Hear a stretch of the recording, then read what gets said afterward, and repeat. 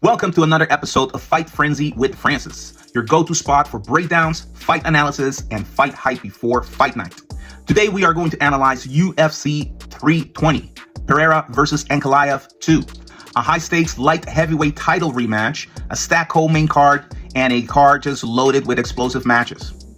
Who's walking away with the gold? Which underdogs are going to rise to the occasion? So stick with me, I'm breaking down all the matches, just match by match. Let's start with the main card. We are going to analyze Ankalaev, also known, or his real name is Magomed Ankalaev.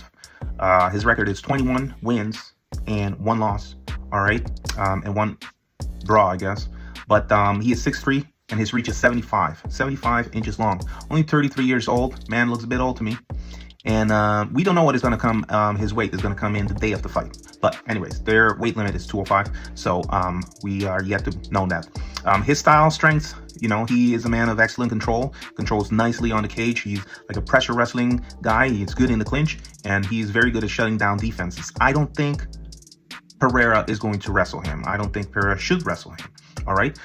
What's his weakness? He's not a heavy submission. He's tread. So if he puts Pereira down, Pereira doesn't have to worry too much about the submission treads. Right. So in his prior fight, he had 12 takedowns, but no submissions. Right. So that's his weakness. He's good on his feet. So he won last time by decision. So that's not a bad thing. All right, let's analyze Alex Poatan Pereira. All right, Alex's record is 12-3-0. All right, he is 6'4". His reach is 80, so a bit longer than Ankalaev, and he's a bit older too, 38 years old. So his style, his strengths is he's good at striking. We all know high level knockout power. That includes kicks, actually, kicks and hooks. You know, that left hook that he does, and he also has a long reach. So that could position him to win this fight. All right, his weakness, he can pressure. You know, he has been bullied into the clinch. His cardio in the later rounds are under question, but hey, the guy has experience. He has a lot of experience in these championship fights. So I don't really question his cardio that much. I just question what kind of strategy he's going to come in for this fight, right? So that's yet to be seen. So in the first fight, UFC 313, Ankalaev edged Pereira under unanimous decision. All right, if we look at the scorecards, it was 49-46, 48-47, 48-47. The critic says that Pereira was performing at 40% that night, and he was kind of like hampered by the traveling. You know, this guy comes from Brazil. You know, I know because I compete in jiu-jitsu. I know sometimes when you travel to a tournament, it affects your performance, right? So this time, according to sources, you know, Pereira is well rested, he's healthy, and he's coming in with a clean slate, right? So expect a better version. This man is looking to regain that championship fight. Now, I did hear in press conferences that he was talking about moving up. So if he wins, it's like perfect for him. He wins, he goes up, he drops the belt, right? But Ankalaev knows how to control fights. He can suffocate the striking with pressure. All right, force the clinch, engages, and grind out the rounds. So that's one thing that Pereira needs to watch out for those things, right? So, you know, the key questions is like, can Pereira keep the distance and impose his striking, or will Ankalaev drag him into the clinch and go towards more of a wrestling dominant match, right? Or if Pereira lands a counter KO, you know, that would change everything, of course.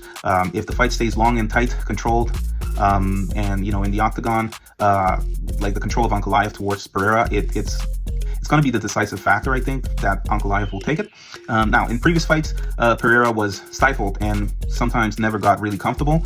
So I think he needs to force the pace very early. He needs to come in hot, force the pace, put the guy on his heel, and go from there. So include more feints, more kicks, keep the distance out there.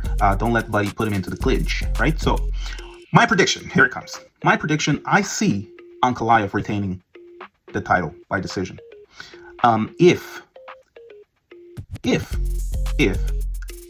Pereira doesn't put the pressure early, I think Ankalaev will win by decision. And I'm suspecting that is going to happen. Now, if that happens, I think Poatan will still go to heavyweight. All right, it will be smart of him to do that. All right, so that is my prediction on the main card. In the co-main event, we have, this is for the Bantamweight title fight, we have Merab Dvalishvili versus Cory Sandhagen. All right, Merab, the machine. The machine is incredible. His record is 24-0. His height is 5'6". His strength is relentless pace. The guy is like, that's why they call him the machine. He doesn't stop coming at you, right? So his wrestling and his takedown and his ground control is like unbelievable. His weakness, He's not known for flashy striking. Often he must lean heavily on his grappling to win, but that's his strategy, right? It's just to put the pressure early and just keep putting the pressure. Now, Cory Sandhagen, his record is 18-5-0. He's a bit taller than Merab. His strength, he's more of a versatile striker. He mixed things up, with the kicks, the angles, and the power. His weakness, of course, is the wrestling, right? So he may need to come on with a different strategy. Now, the odds, okay? Merab is known to be the favorite in this one, -400 versus Sandhagen, +300. This is Merab's third title defense. This is a key factor here. Very interesting. This is very interesting that Merab has recently said he's planning to strike more for this match. So he hinted at 90% striking. I don't believe him. Listen, if you know the formula to win, why switch it up? Merab is not dumb. He's going to do the exact same thing that he's done. Or he may start striking and feel Cory out, and maybe he will find success, and then he will actually just stay there, right? So the key questions here are, can Cory keep the fight standing and prevent Merab, the machine, to take him down, right? If Merab mixes more of the striking, does that open up, vulnerable areas? And then the other question is, how much cardio does Cory come in with, okay, to basically sustain the pressure? Merab is a beast. Like, he is going to put the pressure on, all right? So my prediction is that Merab still has the edge.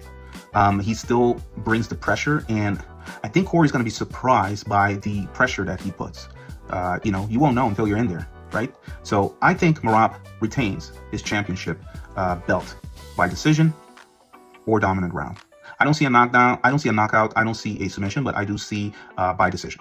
So the other fights on the main card, I'll run through these quickly, all right? These are fights that you need to watch out for. We have Jiří Prochazka versus Khalil Rountree Jr. Okay, listen, this is a good fight. This is going to be a good kickboxing fight or Muay Thai fight, right? Prochazka, 31-5-1, that's his record.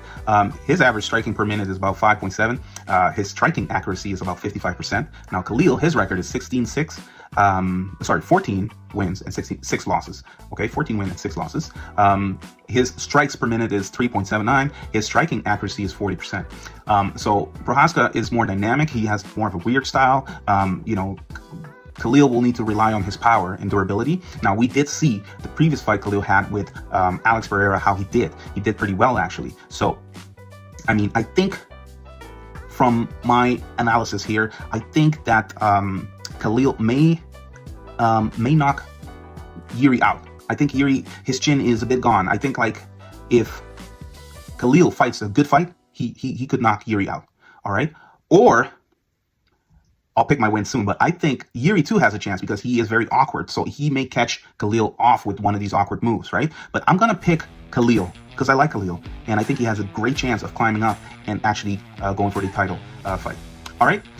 The other ones, we have Emmett versus Youssef Zalal. Emmett is a veteran, and he has power and experience. Zalal is younger, more fluid. Perhaps maybe he has more speed or more distance control. But I'm going to go with Zalal by decision or late finish, unless Emmett lands something big early on.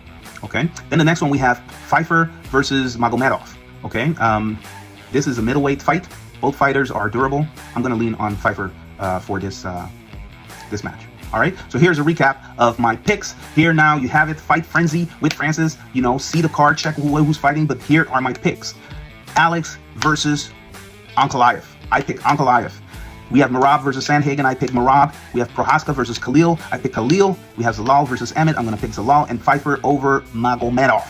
Okay, and that's a wrap for UFC 320. Drop your prediction in the comment section and let us know who you're picking. Don't forget to smash that like button, hit subscribe, because I'm going to come to you with different fights, boxing, MMA, whatever it is. All right, and don't miss it. Don't miss the fight on Saturday. All right, see you soon.